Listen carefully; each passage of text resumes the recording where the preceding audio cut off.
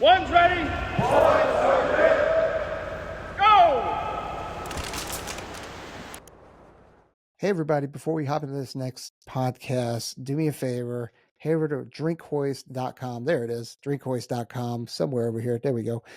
And use the promo code ONESREADY. Let them know that we sent you. Get yourself a discount. IV level hydration, fantastic flavors. They just released this 5-star punch, which is money, and it's all kinds of America on it. So check them out, drinkhoist.com, promo code ONESREADY.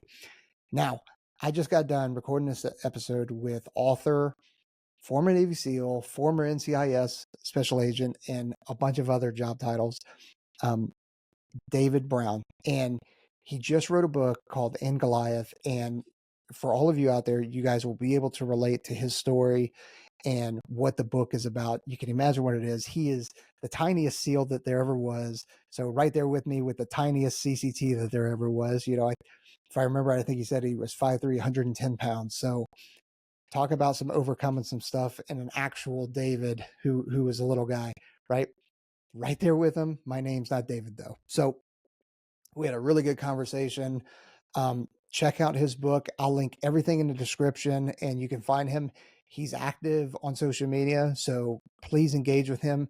He'll be checking out the comments, and then I hope you enjoy. Later. Hey, everybody. Welcome back to the One's Ready podcast. You're in the team room. I have David Brown, author, former Navy SEAL, NCIS Special Agent, and then a whole bunch of other things. But I think more notably, you are the shortest SEAL ever, which I thought I think I am or was the shortest combat controller ever. So two of us, we might make it to 6 feet, maybe. So I appreciate you joining us. It's my pleasure to be here, and reaching 6 feet would be my hand up and on my toes. Right. I mean, I'm right there with you. Right. So, and in fact, now after, after the years that we've had in the military and all the things that we've done, is 5'3" when you started, or is 5'3" where you're ending? Because I am definitely not right where I started.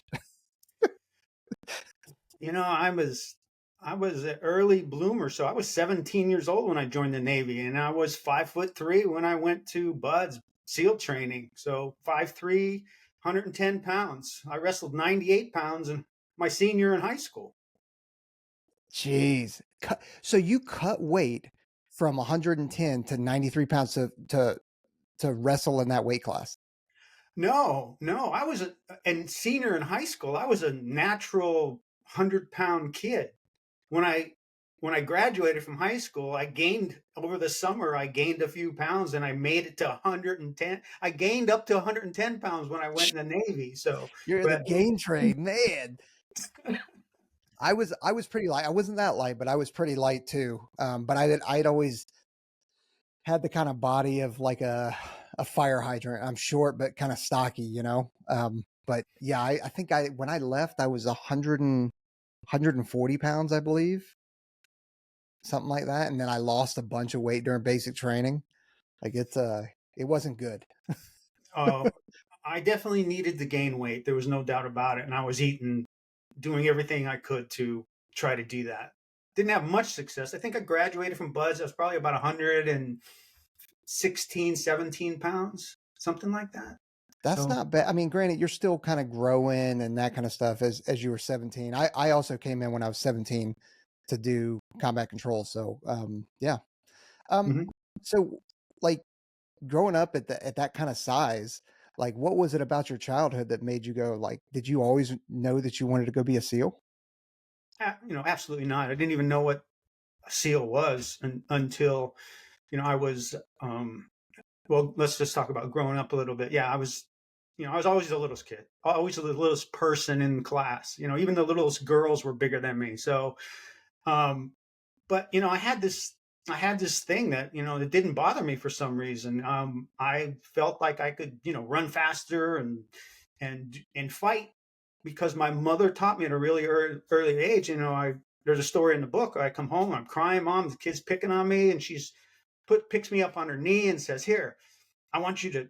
Nobody's going to pick on my little boy. I want make a fist, and she had me punch her hand. It's like, and then I was kind of like laughing, like, yeah, is this what you want me to do, Mom? Hey, yeah, you punch him right in the mouth. And so, that led me to getting into a fight with this big kid, and it ended up being where we're kind of like, I hit him, he hit me, he did this, and we're looking at each other like, why are we doing this? And we actually stopped fighting, started talking, and we walked away. We were only third grade, so the kind of fights they have in third grade. And Yeah. so we walked away, and we're like, why were we even fighting? I don't know. I don't remember. But it was a very impressionable moment in my life to say, wow, I can stick up for myself, even though this kid's way bigger than me. And so that kind of sets the stage for my growing up. Is I was a fighter, and getting to your question as to, did I know I wanted to be a Navy SEAL? I didn't even know. Well, it was back in 1980, so there were no books about Navy SEALs. There weren't any No. movies out there like that, right? So no internet, right? So you can't do a research or anything on it. So I go to the Navy. Well, I went to the Coast Guard first, and I wanted to be a rescue swimmer. And they're like, well, we're happy to take you in the Coast Guard, but we're not going to guarantee you go to rescue swimmer school.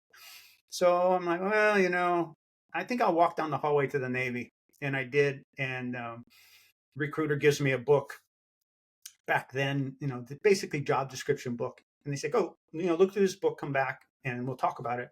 And I got to the page where it said UDT SEAL, because they were still UDT then. Hmm. And it had all the things that you would, or I would be excited about growing up.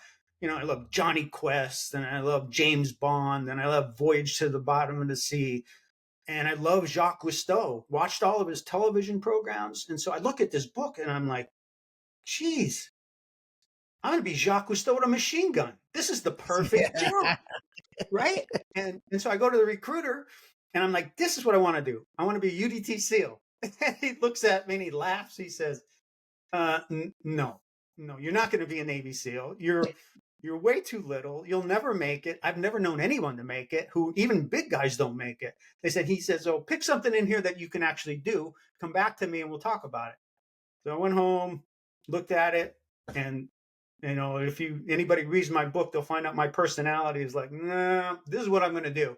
And I went back to him and said, this is what I'm going to do. And he said, all right, we'll sign you up. I went to radarman school, and then I passed the test, which is a whole nother story in itself. I passed the BUD screening test, and then they sent me out to Coronado to basic underwater demolition SEAL training. Yeah. So, I mean, that interaction with the recruiter essentially was the first test, if you will, because one, by him saying those things that's kind of an initial screener. Because if you go, yeah, you're right, man, I probably don't have a chance. Well, there we go. Then weed him out. Or it turns you on and you're like, absolutely, I am crushing this, just, in spite of you. So, I mean, I think that's phenomenal. So, um, your book and Goliath, the was it the kind of your mom mentoring you and saying, hey, no son of mine's going to get picked on? Was that your kind of Goliath moment growing up? Or was there another one that was like more impactful to help you motivate you through UDT? The wonderful thing about this story is, and even the original story, David and Goliath, David had a lot of challenges in his life before he actually got to the real Goliath.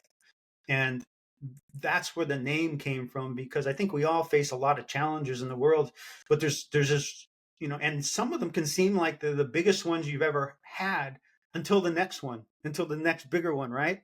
And so for me, in the book, I'm not going to tell you who the real Goliath is, but it wasn't the schoolyard fights, and it wasn't even going through SEAL training. There's things that are more challenging in life, and some of it involve life, death, divorce, all kinds of nasty things. Going through SEAL training was something that revealed the things that I had inside me. And I get to this in the book, is talk about, where do we get, why do we become the person that we are? Why are you like you? And why am I like me? Why did I refuse to quit? Why did I have the perseverance to keep going? and I had to do a lot of deep dive and researching into that, and came across a book by a guy named Robert Plomin, who is a behavioral geneticist, and his book is called Blueprint: How DNA Makes Us Who We Are. And I Hmm. did a lot of research into my family's history, and it kind of revealed the personality traits that I had all the while. But it took the events that we talked about a little bit, my mom and some of the things in high school, and go through football and failing and recovering from those, that brought out these traits in me. And then and that's was a, I would say, I wouldn't say the tipping point, but it when I was in my deepest, worst part of going through buds, those are the things I fell back on and said, you know what, I was freezing cold in here, or I was tired in wrestling, or I was, and then I, from those I grew my persistence. So that's where it all comes from for me. Is it wasn't that buds, oh, buds made me this tough, strong person. It was always there, because Yeah. the people who quit don't have it in their character. So just like when you went through your training, I know there's people like you looked at them and you're like, well, they're surely going to make it. Those Yep. guys, oh yeah, they fit the, if you put out a picture of what the graduating class is going to look like, you can almost pick everybody out. And then when at the end, they're like, well, that guy's not there. That guy's not there. It's not because they didn't look the part, it's because they didn't have it inside them. No, you're exactly right. And I've talked about it on our show before where, 17, 18 years old, I'm there and I'm with a bunch of, we usually, our classes were day one would be 120, 130 people. And so very similar to Buds. And, you know, you have your young, brand new recruits that are 18-year-old. Then you have someone that kind of started a little bit later. And then you have the, the dudes that are already in the Air Force or already in the Navy, um, that are coming from other jobs. And then you also have the officers that are coming from some of the service academies or ROTCs and stuff like that. And you're looking, and you being 5'3", 110 pounds, me being 5'4" and 140-ish pounds, you're looking at these people that have a because they've had more time to grow, they've had more time to work out, they are bodies like Adonis, right? And you're like, man, and they're mature, they've got more life experience. And I'm like, oh boy, like what have I gotten myself into? And then they are the ones that start quitting. Not, they physically they could pass everything, but just once that strain hit, you're just quitting. They couldn't handle the mental stuff. And then next thing you know, I'm like, well, I'm still here. Like this is weird, and you look down the edge of the pool and there's only 10 other people and you're like, oh, okay. Like I guess I did have it, and you talk about perspective. I think it's all about perspectives. Like I'm at a point in my life now where when problems happen or people say something like that, I'm like, and if I'm able to kind of take a breath, I go, all right, how bad is this? I can breathe right now because I'm not getting drowned in the pool, or I'm not under some massive boat right now and I can't escape. I'm not getting shot at. Like, okay, everything's relatively okay. We'll get past this, whatever it is. And that's exactly it. I mean, when it gets down to that basic, can I breathe, right? I mean, and if you've been in that situation where you couldn't breathe and you had to deal with being able to breathe, pretty much everything else kind of falls to Yeah. it's easier. It's easier than it was what I just described. So, um, but I think that the the qualities that you possess, and I think I possess, and the people that we worked with in special forces, I think we all share those skills, those traits, inherited traits. And so, and I unfortunately, there are other traits that we have that cause even guys like us to go astray, right? I mean, you've read the stories about, SEAL team members who, didn't make the right choice. I mean, they may Yeah. have had the ability to become a Navy SEAL, but then after that, there's a lot of maturity that goes on being a special forces operator beyond the training part, and that's where Yep. I think there could be a lack of particular skills and traits and abilities, and some guys have failed that test. For sure. I mean, you put, you could talk about, drugs, women, money, Hmm. alcohol. I mean, it's just, it goes on and on. And by no means are special operations, perfect and that kind of stuff. I think though, and we had this discussion at the headquarters it got heated discussion actually, because at the time there was a lot of things being highlighted, because at the time we were still in Afghanistan. This is like 2018. We're still in Afghanistan and that kind of stuff. And uh, some recent people had gotten popped for steroids and that kind of stuff.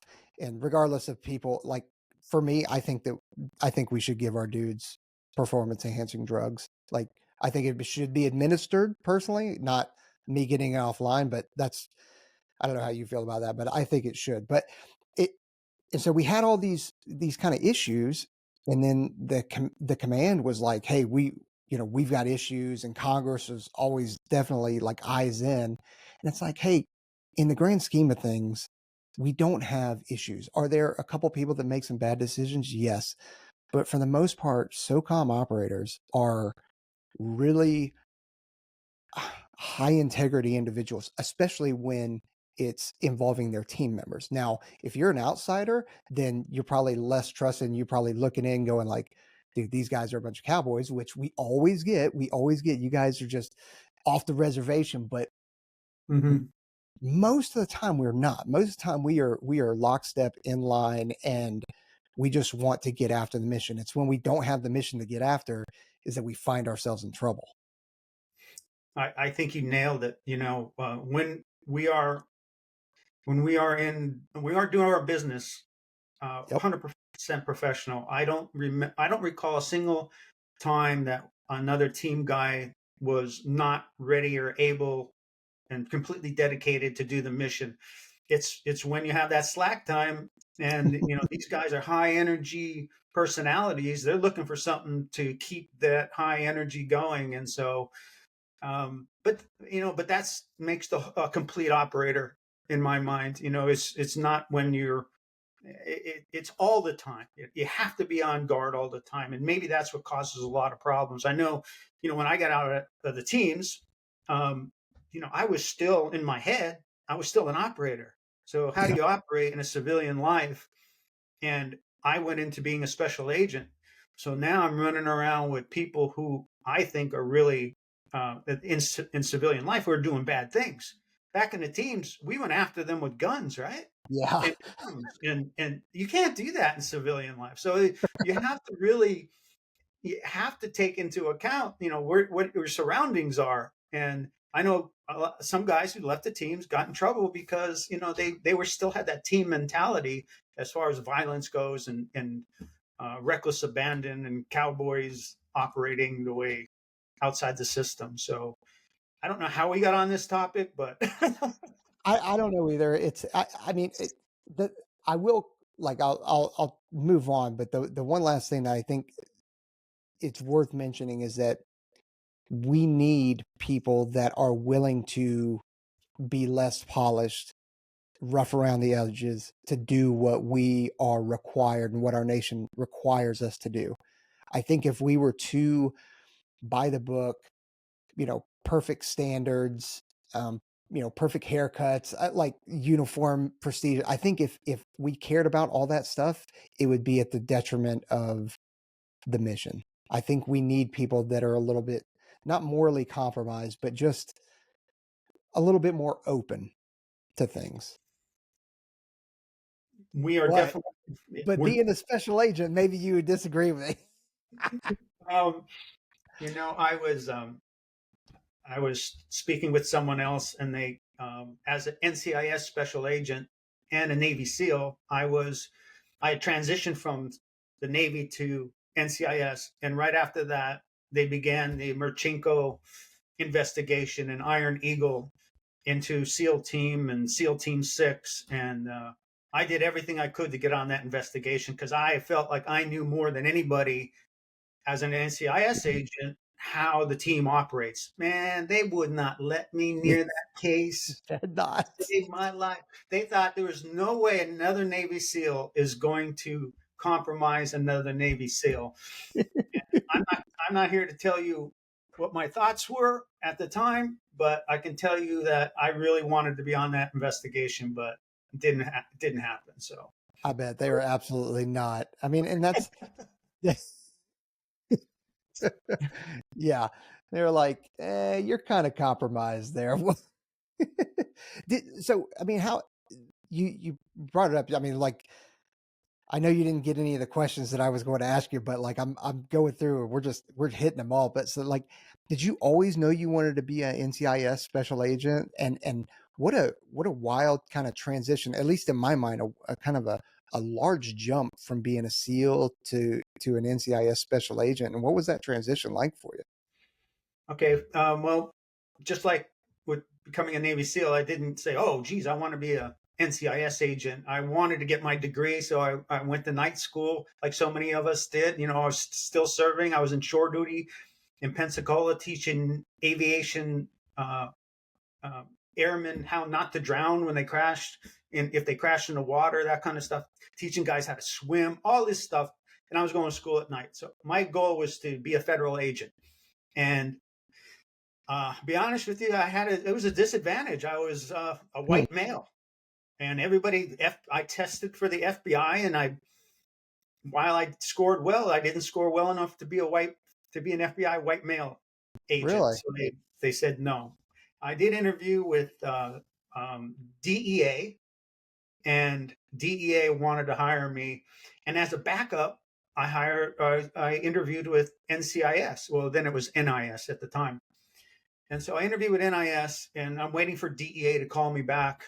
And within 7 days of my interview, NCIS called me. We want to hire you.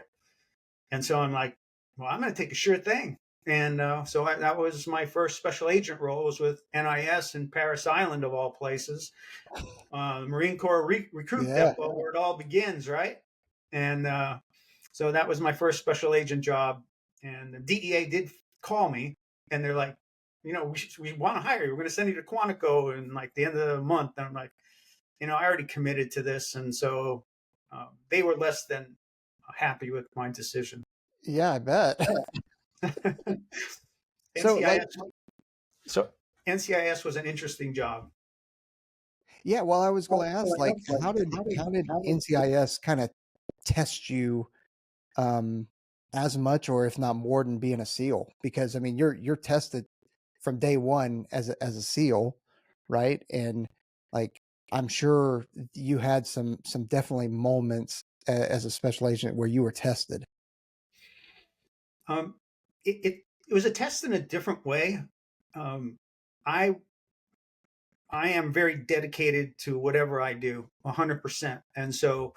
And I could say that not all agents, whether it was any of the organizations I worked with, everybody got into their routine, let's just say, and did what they needed to do to maintain their job. I went into being a special agent with a goal of catching bad guys, and that's what I was going to do. So I became much more, let's just say, aggressive at going out and finding, not waiting for crime to come to me. I went out and I did undercover work. Within my first year, I was doing search warrants, undercover work, buying and selling drugs on base. We're catching, dope addicts and dope pushers. And one faithful day, I was called out on a homicide, and did a gal that shot herself and committed suicide. And right after that, I had to go to the autopsy, and accompany the body and watch the autopsy. And that's when I decided, you know what? I think I want to be a fraud agent. Really? I A didn't. I didn't want to. little much on that one then, huh? Well, you know what? Watching people get sliced and diced by uh, by the. I'm trying to remember, what are they called? And now I forgot all of a sudden, the medical doctor, doing the autopsy, and Oh, the then corner? Corner. Thank you. Thank you. Well, MD corner. And so when he's he pulls out the gout and cuts the cranium open, pulls out her brain, puts it on a scale, and then you know if you're not trained, or if unless you've seen this on a regular basis, so and I got to stand there as he puts the trajectory rod where she shot herself through her head and all this other stuff, and I'm taking the photos, and I was like, I don't want to do this. I would rather uh, go after white collar guys. So that's when I decided to, and I volunteered to go to school and I was also doing crimes against children, and Yeah. crimes against spouses, child sex abuse, child spousal abuse, and so that weighs heavy on you after a while, seeing really bad people do really bad things to children.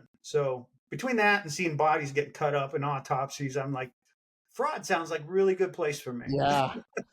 Yeah, I mean, it takes a special kind of person to be, an MD coroner, doing what you were doing, like a mortician, that kind of stuff.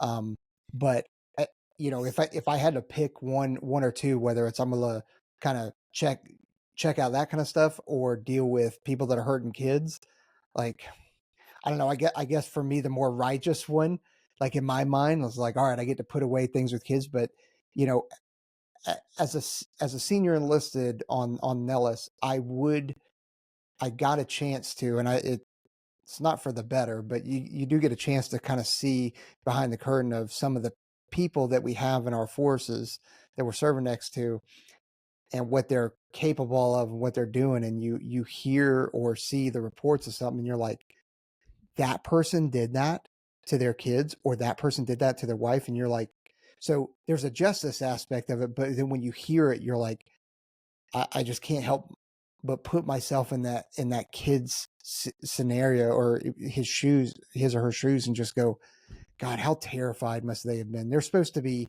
in a home that is their safe place, with the two people that they're supposed to trust the most, and this happened to them. It's awful.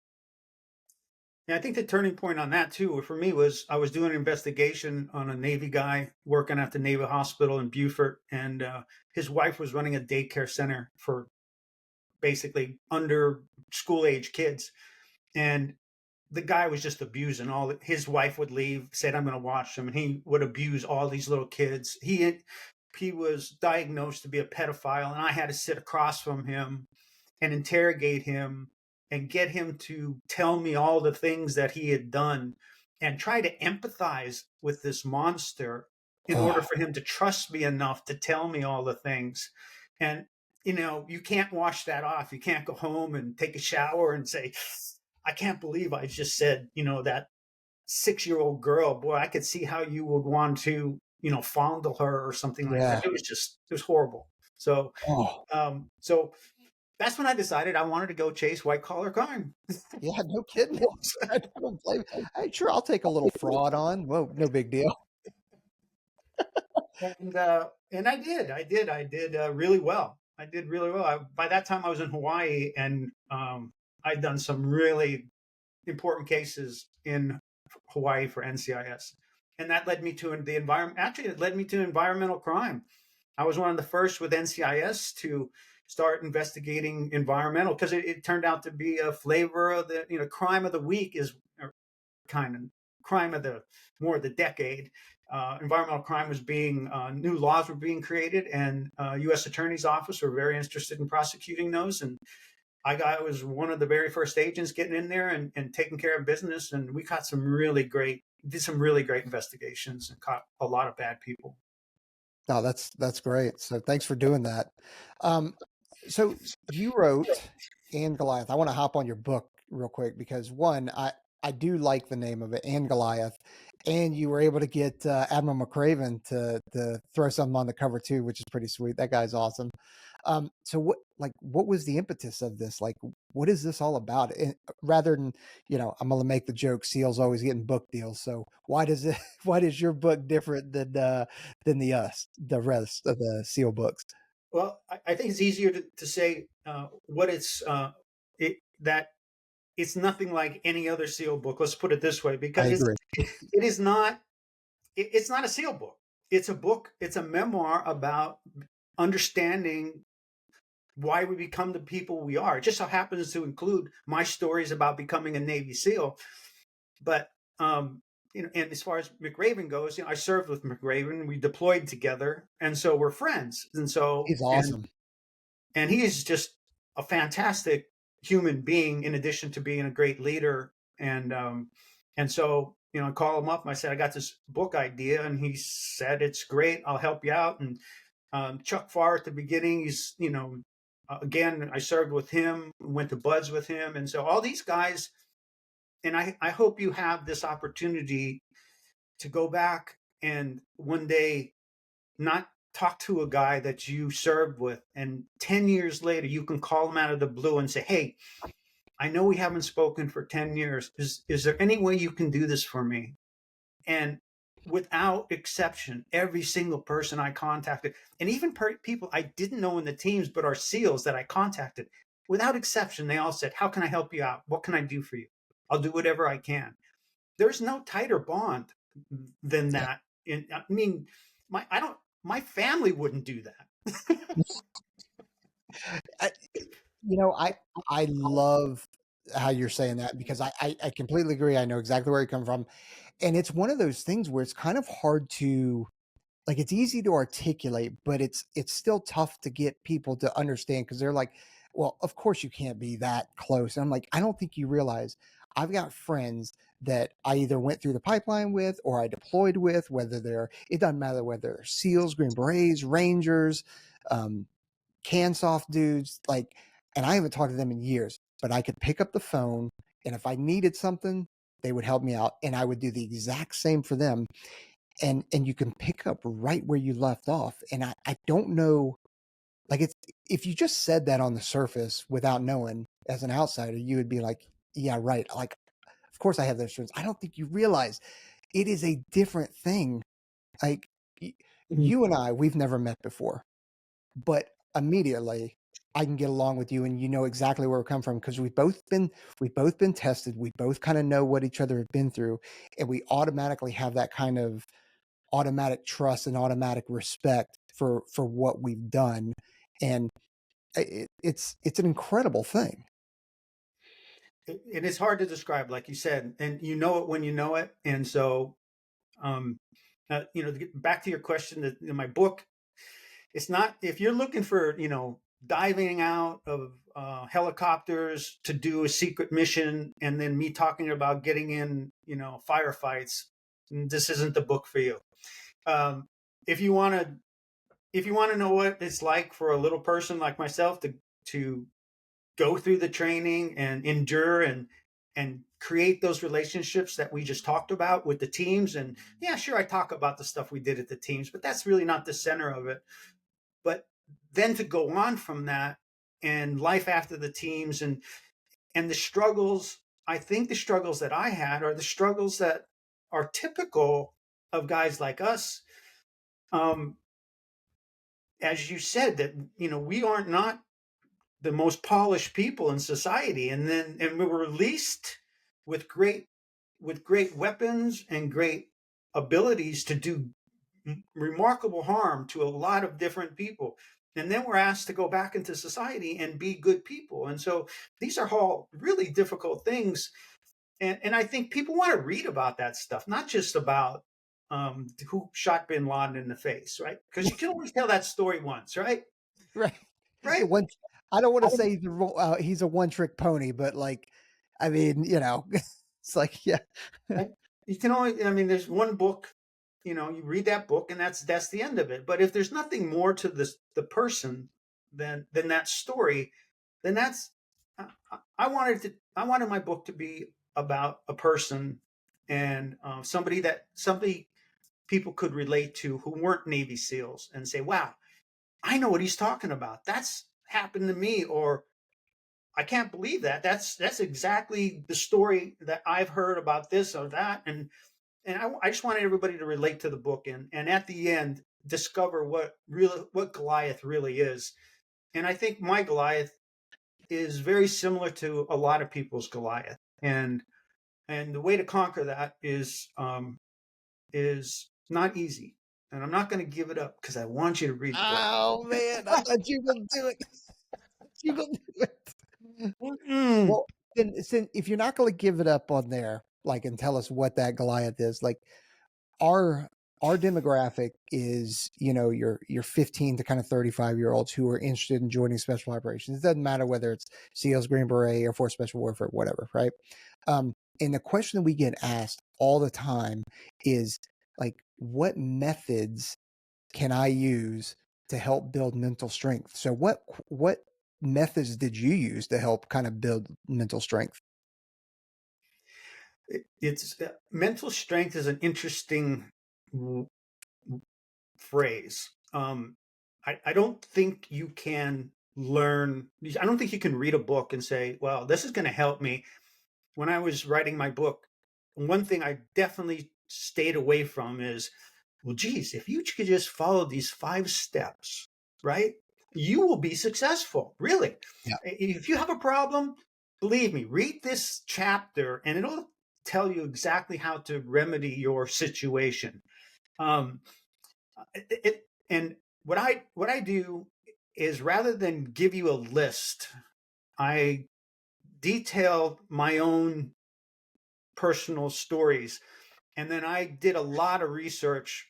As I mentioned, Robert Plomin and other psychologists. Robert Hill is a psychologist, and what I try to relay these stories and then overlay the professional opinion about what I think I was going through and how I made it and what that means. Like, for instance, um, um, the mental process you go through to quit. Every time you start something, your brain is trying to figure out, okay, how do I get out of this? Yep. How do I? This is really the more difficult it is, the more ways you're in the back of your mind, your brain is saying, I have these excuses. These excuses are starting to build up. And the more they build up, the easier it is for me to justify to quit. And so when you said, how do you make a strong mind or a strong mental picture, understanding these processes is more important than following a list of things to do or not to do. And when I say that, I mean, I'm trying to educate people as to every, I shouldn't say everyone, the way you're feeling is natural. And so go through this process, think about what you're doing, and then you will come up with the right solution for you. Instead of me telling you what to do, I want the reader to come up with their solution based on not my information, but information from experts, psychologists, behavioral geneticists, psychiatrists. And I've had a lot of people come back to me and said, this is not what I expected in a memoir. I was expecting to read your story like you shot bin Laden in the face or something, right? But that's not what I got. I got me examining myself to say, wow, I understand myself a little bit better now because I read a memoir that doesn't make any sense. No, you're right, and it's like I said, it's tough because people want they want the answer. They want what are the 5 things that I can do to help prepare, and it guarantees that I don't. The biggest thing is there's no secret, and everybody's built different. Everybody's wired different, Yep. um, and it's one of those things where we in a way we almost oversimplify it. And they're like, how do I get selected, and how do I make sure I make it through? And I'm like, be a good dude and don't quit. And they're like, well, how do you do it? I'm like, what does it mean to be a good dude? I'm like, you know it when you see it. You know it when you are. When you see somebody who's struggling, you help them. When you see team gear that needs to be cleaned up or organized or prepped, instead of your own stuff, you take care of the team gear stuff. Your personal stuff and your personal needs come last. It's priorities of work, and it's those kind of things. And that's what it means to be a good dude. You don't walk by a trash can that's overfilling and say, oh, somebody else will get it. You do it, and it's, you just don't quit. Like it's oversimplified, but that's really the way it is. Let me turn don't quit on its head for a second. Okay. Sure. Um, I've heard that term so many times, so many, and even a bunch of my team guys say, if you get the buds, just don't quit. You will fail if you just don't quit at buds. And you know why? Because not quitting doesn't mean you've succeeded. It means that you just haven't stopped either the motion, the effort, the whatever. But I know your training, my training has standards. If I just went after it and said, well, I'm just not going to quit, I would have not passed the run. I would have not Yep. passed the test. I would have not passed the things that you're talking about. I would have just been looking out for myself in order to survive to the next day. And I try to impress on people, not quitting is not enough. You have to succeed. You have to get beyond the I'm just going to survive for the next minute thing. And you're going to do, and you have to get it. You were talking about a strong mind. You have to think about, I'm going to win. I'm just not going to quit. So that's my take on the not quitting. Yeah. You're 100% right. But that's a real sensitive topic with me, is not quitting. Um, I Yeah. just I just think there's so much beyond. I hate to give people the advice. Just go in there and just don't quit. It's just not enough. There's so many guys who failed buds because they didn't quit. Yeah, and you are right, and I'll totally take that on the chin in terms of like there is a lot more to it than just don't quit, be a good dude. But when trying to when you have the volume of questions coming in and the people that, hey, I need these secrets, it's like, dude, if you're kind of asking me to, like maybe you're not there yet, you know? And we get older dudes that will ping us and say, "Hey, have you ever seen a 35-year-old make it?" It's like, "Yeah, we have." Do you think I can make it? I don't know. Can you? Like, I don't know. I don't know you. You know, I don't know where you're at. I don't know what you've been through or anything like that. So it's good. Yeah, nobody's got that crystal ball to say whether this person or that person's going to make it. But I think talking to a few people, it if I talk to somebody for a fairly short period of time and they answer some of the questions that you just posed, you can kind of get a sense that are they testing the waters, or are they in it to win it. So, Yeah. and if they're not, like when I got to Coronado, I distinctly remember the day before. I was in San Diego, stayed in a hotel. I could see the base uh, across the bay. I saw the lights of the amphib base on the other side. And I made a promise to myself that I was never, once I got to Coronado, I was not going to leave that island until I would graduated from Buds. They would have to carry me out in a pine box. And unless you have that kind of commitment to, well, for us, for special forces, it's not going to happen. I mean, if you can't commit to leaving every single thing out where they're going to have to literally carry your dead body off the playing field, if you will, then you might want to consider something else. Oh, for sure.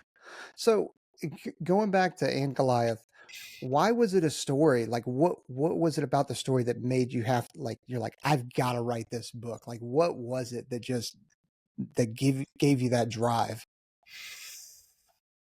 I had a very successful 34-year career in the federal government.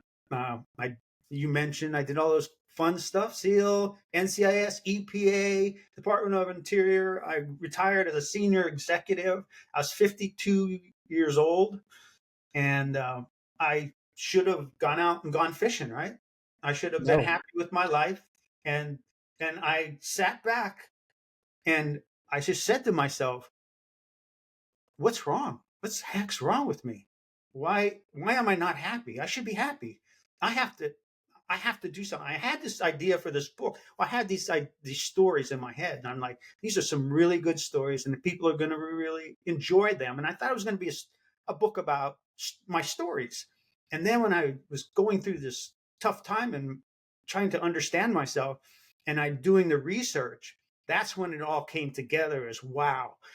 this isn't a story about, this isn't a book about a bunch of stories. This is a book about why people become who they are and how they can get a grip with that, especially it should be at a time in their life where they should be happy dancing around. I had everything, literally. I had a great wife. I had I had money, I had success, I had everything. And so why am I not feeling happy? And that's Mm. kind of a clue as to what Goliath is in our lives. It's not a thing. It's not a physical obstacle or a physical person. And that's where the biggest Goliath lies, I think, with everybody. I would agree with that, and without giving it away, I already know kind of in the back of my mind what you're talking about, especially as I am transitioning right now into retirement. I'm like, oh, I know exactly what Goliath you're talking about. Yeah. Yeah. And Yeah. it's more formidable than any person could ever be. Hmm. Yeah, definitely. Um, so where can we find your book? Well, as with 99% of the books out there, you could find it on Amazon. And Goliath by David Brown. It'll pop up. The reviews are phenomenal. I can't believe it. I'm so happy. And you can go to, if you use this, well, you can go to Amazon, or you could type in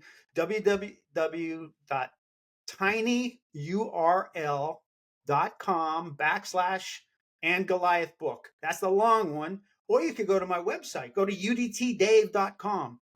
You know what UDT stands for, right? Underwater Demolition Team. So I'm UDT Dave as my other persona.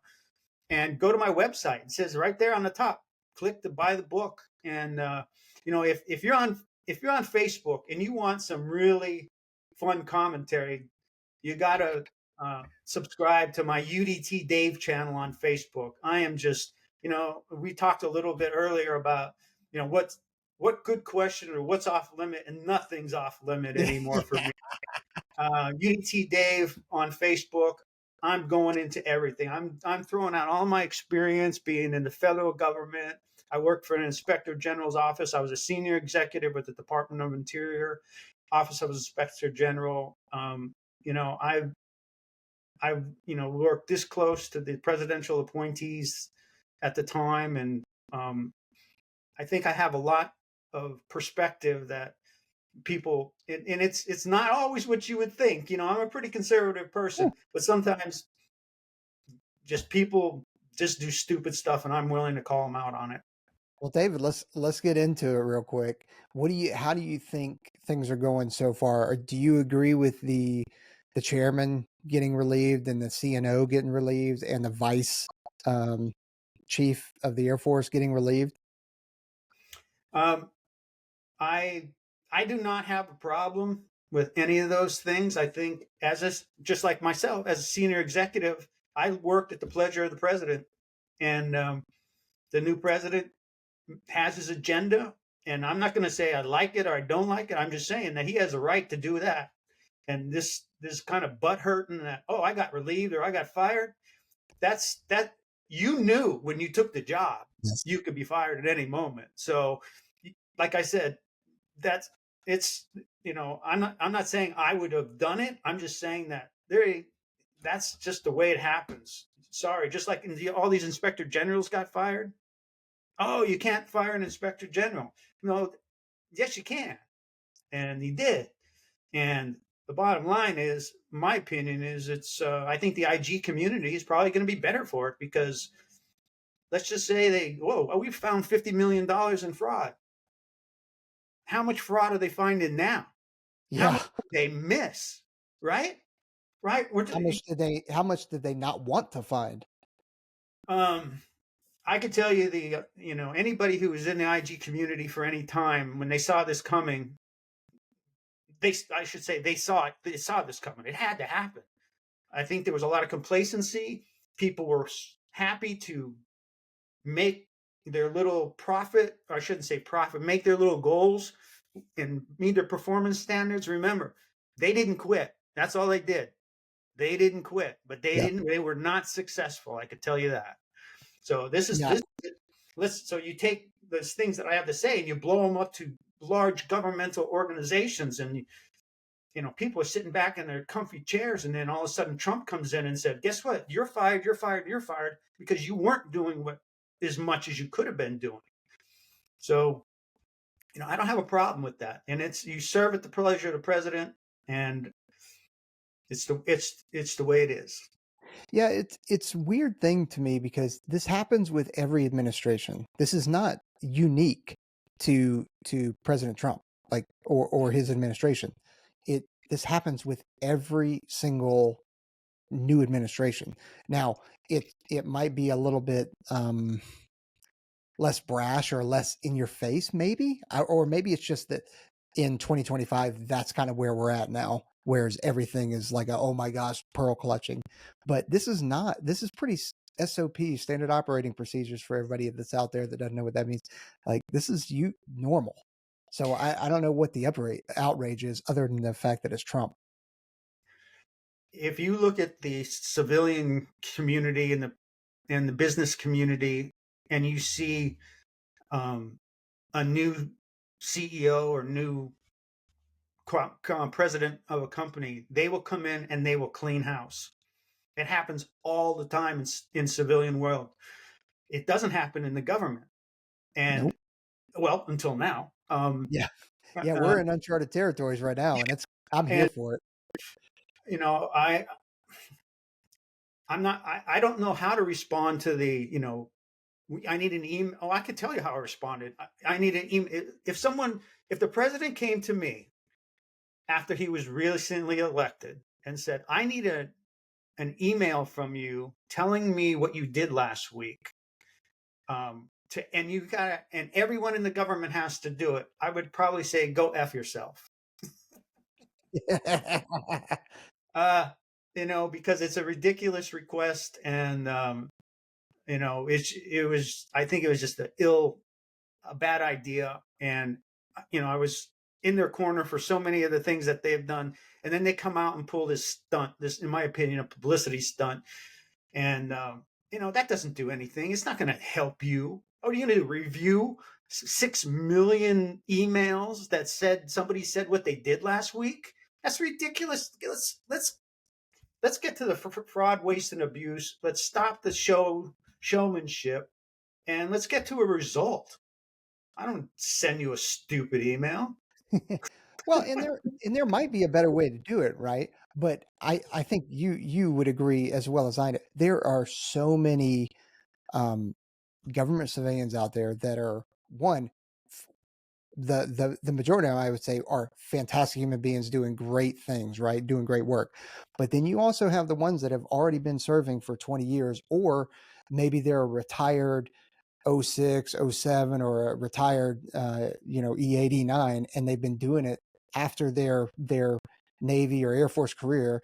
Then they've been doing this for 15, 20 years, and they kind of get wedged and stuck in a place, and then they end up being the hurdle that everybody has to jump through to make something happen.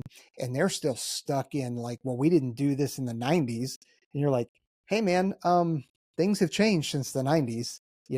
I know, and I'm saying that from experience, because I, like, when I was at SOCOM headquarters, like, I experienced that kind of stuff where you're like, dude, I already know that this guy's going to be the roadblock, and I've got to figure out how to navigate around him or win him over. I agree with you 100%. He should be fired. He should be removed, or whatever the situation. But asking him to do an email about what he did last week isn't going to do that. Um, I've been in a debate since that came out with some people, and I said, it's as a supervisor and a manager, I don't use leader because leader's a verb, it's not a title. Um, if you don't do your job and to find those people like you're talking about, even at the O level, to whatever they are, whatever, everybody's got a boss. Everybody's got a boss. Mm-hmm. And if their boss isn't taking care of that, and I took care of my business, I could tell you that there was nobody who worked for me that wasn't doing their job. Nobody. They were either fired, removed, or, believe me, they ran after 2 months working for me because they knew they were going to get fired or removed. And so they went and found another job. But it wasn't my responsibility to make sure dirtbag who left, went to another organization. I wasn't responsible for that anymore. But I'm just telling you, there needs to be more manager supervisors who take responsibility in the government sector and not allow that to happen. Right. That's what we want to hold accountability to. And it's a weird thing, right? Because OPM sent that out, but the government civilians don't work for OPM. They work for the DoD. So there's like the DoD can go, hey, that's cool, got it. Like you handle all the kind of backside for them, but they work for us. So we're going to pause that because that's what they did.